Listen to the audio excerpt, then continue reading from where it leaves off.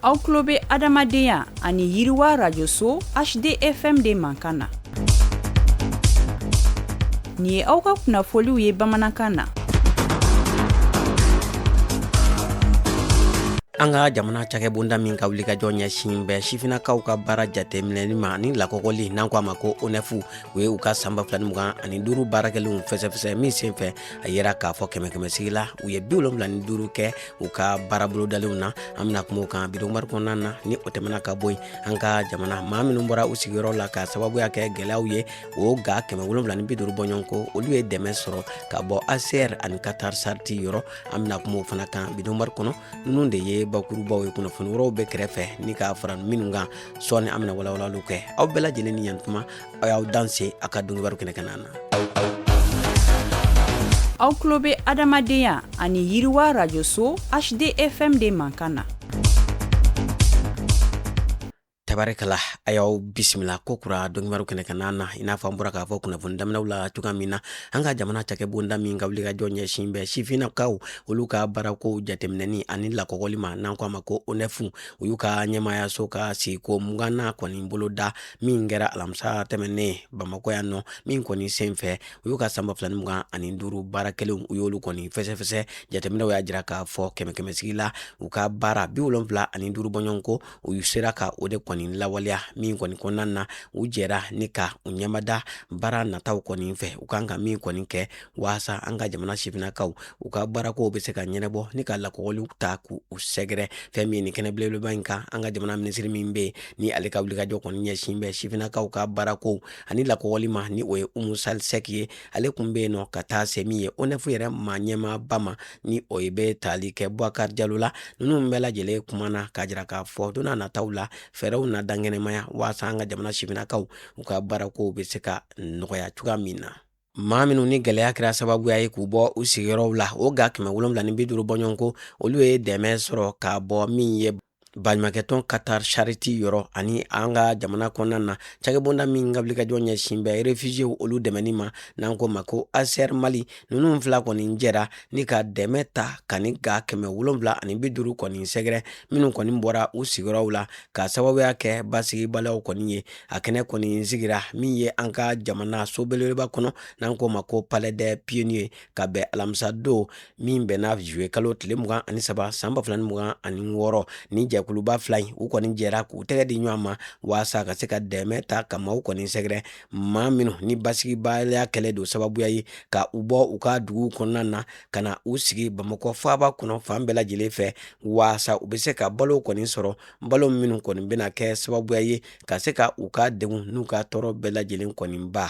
An bɛ taa Gawokaw fɛ yen nɔ an ka jamana taamaden maa 119 bɔɲɔgɔnko minnu kɔni segira ka bɔ tunga na olu fana ye dɛmɛ sɔrɔ ka bɔ an ka jamana jɛkulu kɔni yɔrɔ jɛkulu min ni o fana ka wulikajɔ kɔni ɲɛsinnen don ka se ka taamadenw kɔni dɛmɛ u ka dɛmɛ bɛ tali kɛ baarakɛminɛnw na baarakɛminɛn minnu ni o kɔni musaka bɔra nansarala kelenya tɔn Union Européenne maaw kɔni kunna u ka baarabolo min kɔni bɛ yen nɔ ka se ka dɛmɛ ta ka ɲɛsin farafinna cɛncɛngana jamanaw kɔni ma maa minnu bɛ bɔ tunga na o jamanaw kɔnɔ waasa u tɛgɛ bɛ se ka don cala cogoya min na. Fɛn min ni maa ninnu u kɔni ye minɛnw sɔrɔ minɛn minnu bɛna kɛ sababuya ye u bɛ jagow kɛ ka baganmaraw kɛ ni ka sɛnɛw kɛ fo ka taa se nɛgɛbaaraw o n'a ɲɔgɔnna caman waasa u ka se ka u yɛrɛ ta u kana dulon maa wɛrɛw kɔni na. U ka nin dɛmɛ in bɛɛ lajɛlen kɔni kɔfɛ OIM ale kɔni ye a jira k'a fɔ ko ale ka wulikajɔ de kɔni ɲɛsinnen don ka se ka maaw kɔni dɛmɛ maa minnu ni olu segira ka bɔ tunga na u yɛrɛ ye ani maa minnu fana nana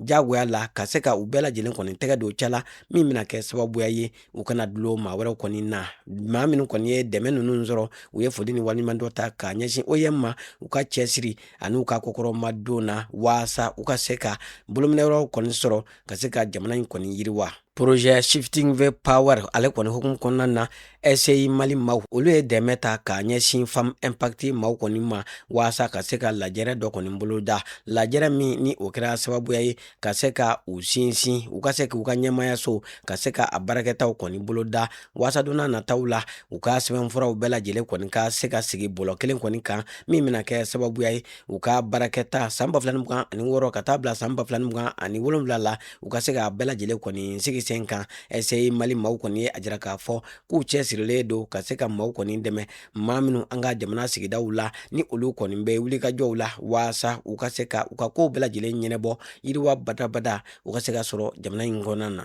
Gawukaw fɛ yen nɔ musolakaw ani npogotigininw olu ka yɔrɔ lakananen min bɛ yen nɔ waasa ka se ka musow kɔni dɛmɛ ka bɔ gɛrɛntɛ jugu ani tɔɔrɔ jugu kɔni kɔlɔlɔ kɔni na o hukumu kɔnɔna na min ye wulikajɔ kɛra ka se ka taa fɛn min ye baarakɛtaw ka se ka taa u ɲamada o kɔni fɛ musolakaw u b'a la ka baara caman kɔni dege min bɛ tali kɛ jabida kalali ka taa se balo kɔni bayɛlɛmali ani kundilaw ani safinɛ dilaw o n'a ɲɔgɔnna caman fɛn min ye maa ɲɛmaw kɔni taara ka taa nin kalanden ninnu ka baarakɛlenw kɔni jateminɛ ka jateminɛw kɔni y'a jira k'a fɔ ko baaraw b'a la ka bɔ nɔgɔ la ni ka musolakaw kɔni dɛmɛ don n'a nataw la u ka se k'u yɛrɛw ta u kana dulon maa wɛrɛw kɔni na ni porojɛba in kɔni nun donna min ye kari Mali maaw kɔni fɛ ni affaire mondiale Canada maaw ka kɔkɔrɔma don ani TASAT fɛn min ye nin bɛɛ lajɛlen kɛkun de ye musow ka yɔrɔ lakananen min bɛ Gawukaw kɔni fɛ yen nɔ u ka se ka kuma ka se ka min b'u kun n'u kan cɛ ka se k'o kɔni dankɛnɛmaya waasa dɛmɛ min bɛ se ka ta k'u sɛgɛrɛ